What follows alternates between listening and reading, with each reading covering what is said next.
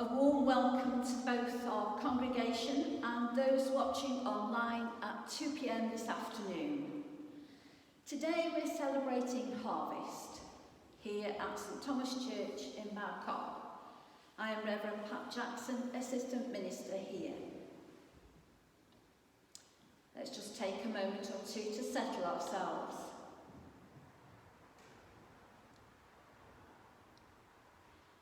When you reap the harvest of your land, moreover, you shall not reap to the very corners of your field, nor gather the gleaning of your harvest. You are to leave that for the needy and the alien. I am the Lord your God. Be with us, Spirit of God. Breathe on us, breath of God. Speak in us, wisdom of God.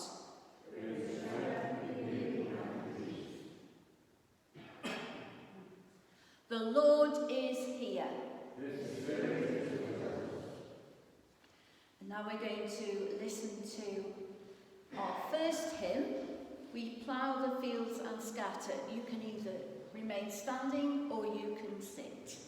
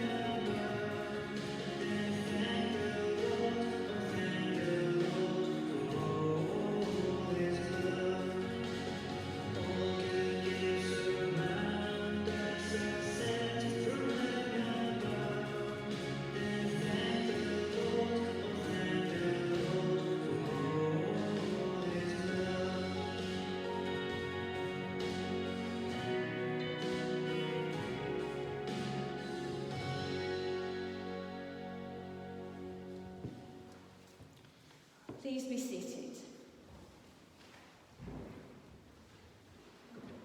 And so we come to our time of saying sorry to God for the things that we've done that we shouldn't have done, and the things that we didn't do that we ought to have done.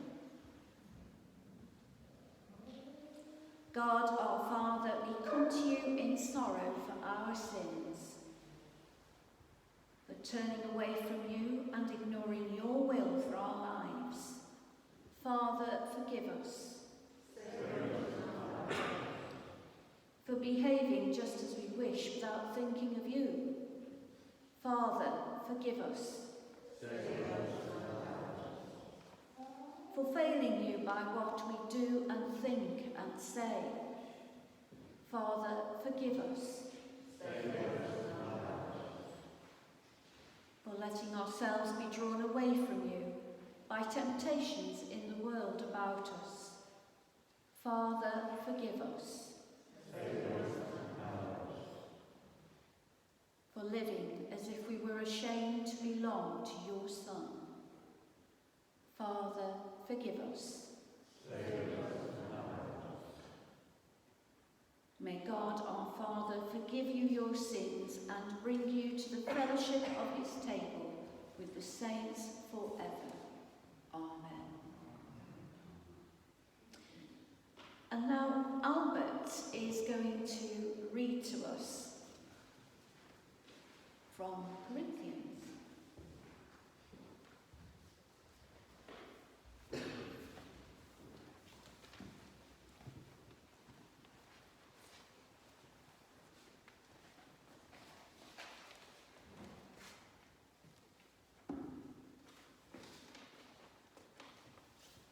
The reading today is taken from 2 Paul's letter to the Corinthians, chapter 9, verses 16 to 15. The cheerful giver. The point is this: whoever sows sparingly will also reap sparingly. And whoever sows bountifully will also reap bountifully. Each one must give as he has decided in his heart, not reluctantly or under compulsion. For God loves a cheerful giver. And God is able to make all grace abound to you, so that having all sufficiency in all things, at all times, you may abound in every good work. As it is written, he has distributed freely, he has given to the poor. His righteousness endures forever. He who supplies seed to the sower and bread for food will supply and multiply your seed for sowing and increase the harvest of your righteousness. You will be enriched in every way, to be generous in every way, which through us will produce thanksgiving to God. For the ministry of this service is not only supplying the needs of the saints, but it is also overflowing in many thanksgivings to God. By their approval of this service, they will glorify God because of your submission flowing from your confession of the gospel of Christ, and the generosity of your contribution for them and for all others, while they long for you and pray for you, because of the surpassing grace of God upon you. Thanks be to God for his inexpressible gift. This is the word of the Lord.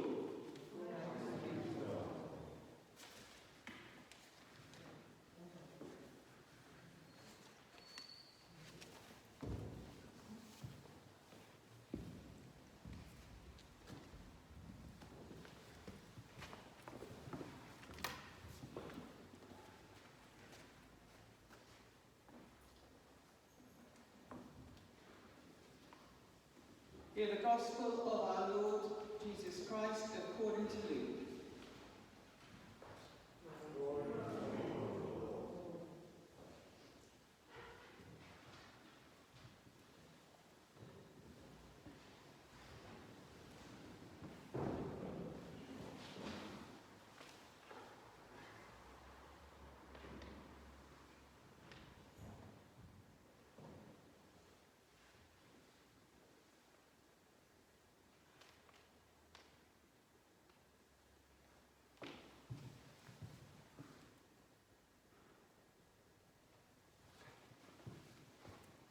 I'd written down the wrong verse to start off with, and I didn't recognise where it was.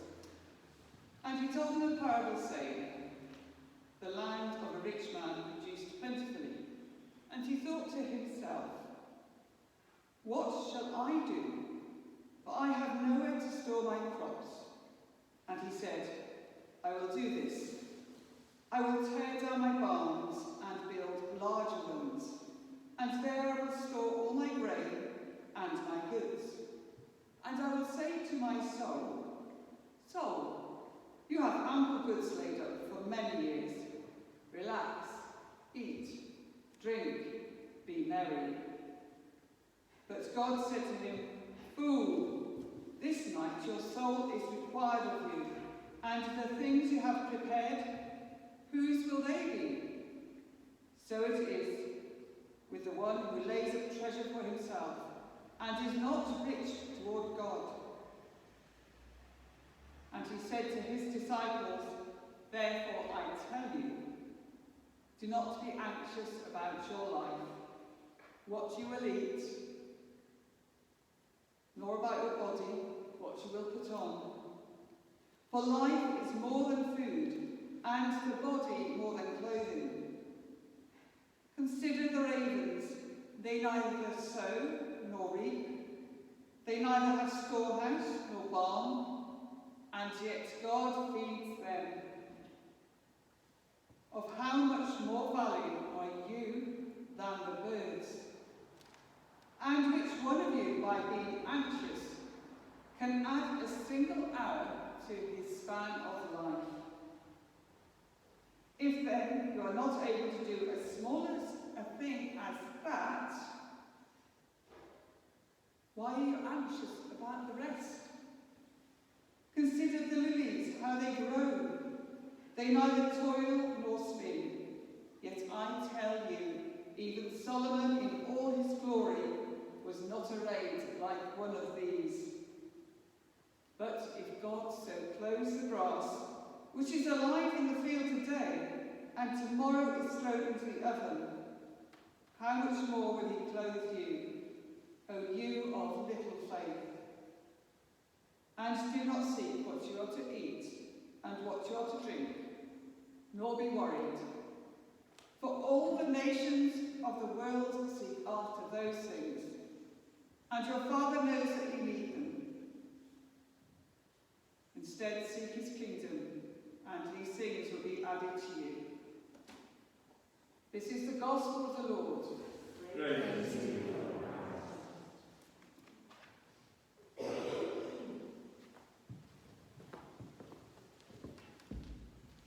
Please be seated.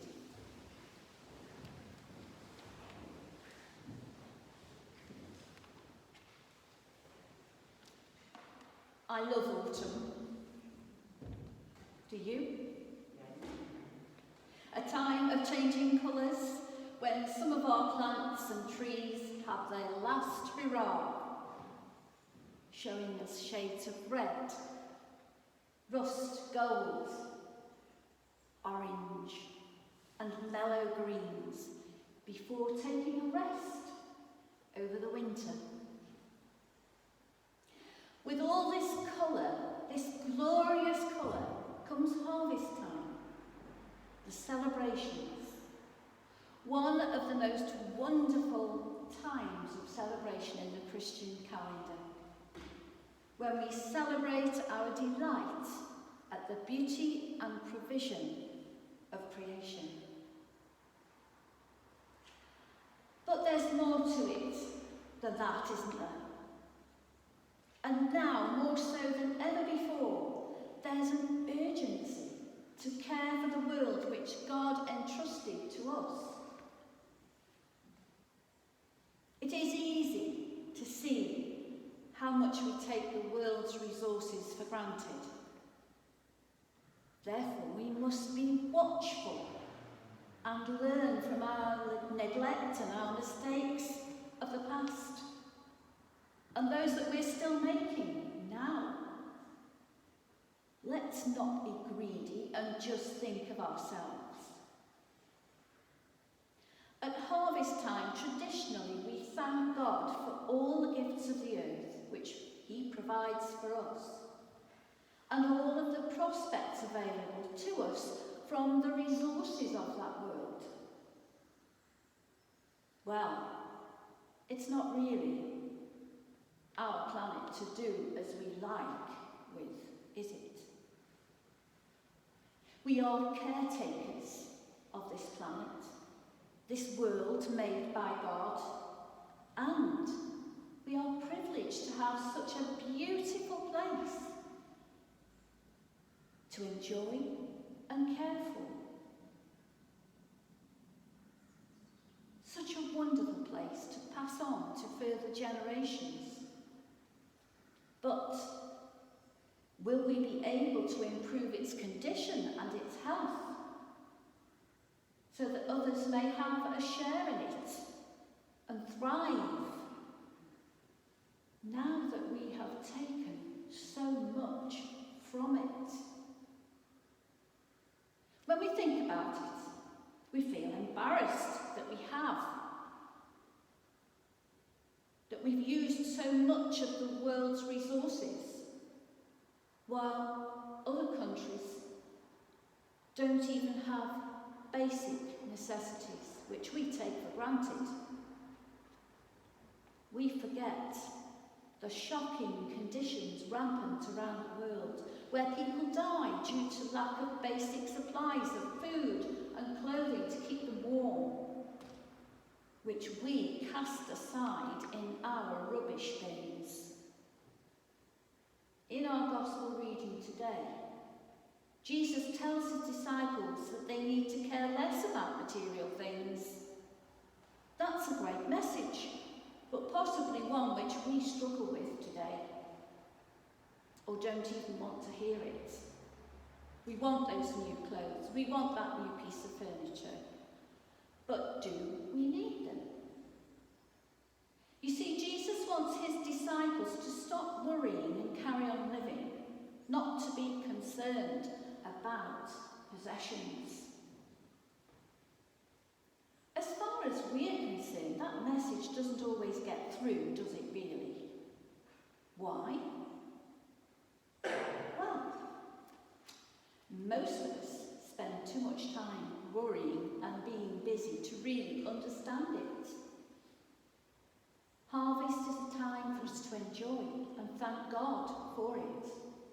Yet it is perhaps an appropriate time to also think about what really matters in the grand scheme of things.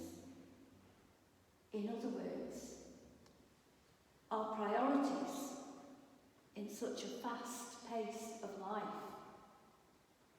Everything is so accessible now. We don't need to think about what food is in season because we can buy it all the year round. And replacing things easily has become the norm, whether they are worn out or not. Has time changed people's worries, though? Because Jesus knew that striving for the latest stuff available didn't make society any more satisfied. He knew that, because it was going on even in his time. It really doesn't matter how much we acquire, how much money we have, how many material possessions we have, because the more we seek to be happy through acquiring such things, the less happy we seem to be. So what is the Christian message about this? Well, pursuit of happiness through accumulating things will only ever bring us ruin. You see, instead of our wealth bringing happiness, it brings discontentment. The more we have, the more we want. We always want more. Perhaps not so surprisingly, the fact is, the more we give to others, the more happiness we receive ourselves. Giving to others feels good, doesn't it? Just a small gesture of placing your harvest contribution of tins and packets on the table will feel good. As you know, it's going to help those in need by providing food for them to eat. Giving to others is something which we learn from our Lord Jesus Christ. There's no doubt. It is an example, his example, of giving which we seek to follow by donating food or anything else, and not just at harvest time. We give to food banks regularly, and that's just one area. So let's remind ourselves that Jesus had no possessions. He had nothing. So he gave up everything he had and gave his life for others.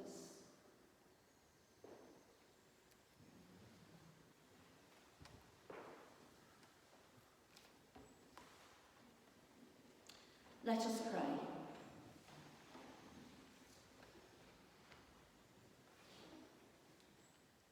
Heavenly Father, help us not to be distracted from seeking you in everything we do and say.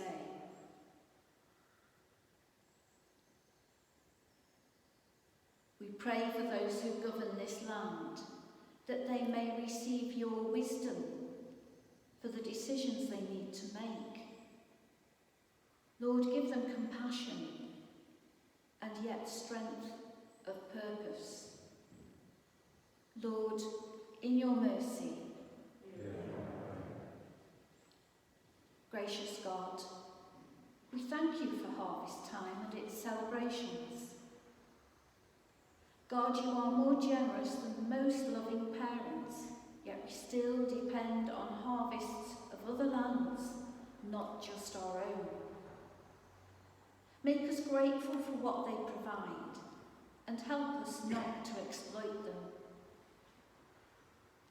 Forgive us, Lord, when we think of ourselves more than others, for eating too much without thought for those with little or no food at all. Enable us, Lord, to find better ways of sharing that which we have with poor and hungry people. Lord, in your mercy.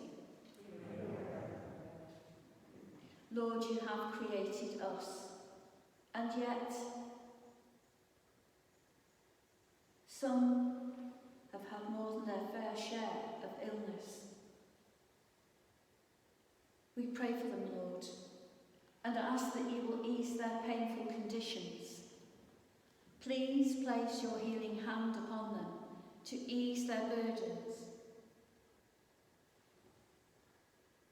Especially we bring before you all those who are affected by COVID-19, all who are working in healthcare, all who are researching a cure. Give them the skills and patience for a good outcome. Lord, in your mercy.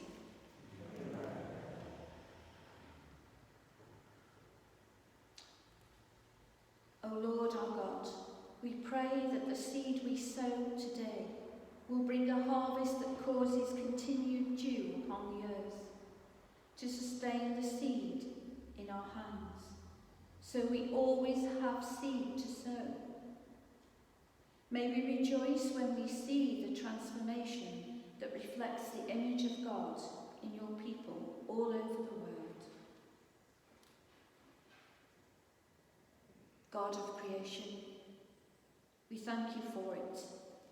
For shelves of food, thank you, Lord. For the colour of chocolate, carrots and cherries, thank you, Lord. For the feel of wood, bedclothes and soft fur of our pets, thank you, Lord. For sunshine and oak trees, the songs of the birds and the waves of the sea, thank you, Lord. Merciful God, accept these prayers for the sake of your Son, Jesus Christ, our Lord. Amen.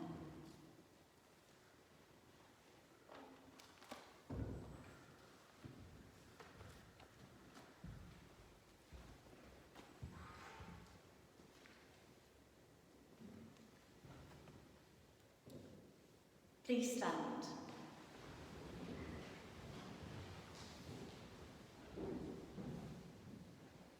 God is love, and those who live in love live in God, and God lives in them.